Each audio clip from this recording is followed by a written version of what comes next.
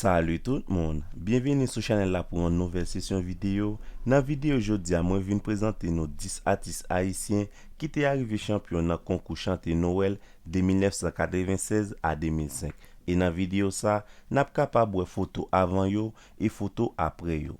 Pas hésiter à vidéo à un like sur apprécier l'idée et si vous passez sur la chaîne là pour la première fois, abonnez avec elle et activez cloche notification sur tout pour pas rater aucun nouveau vidéo moi pour poster sur channel là. Sans transition, en entrée dans la vidéo nous gain pour aujourd'hui.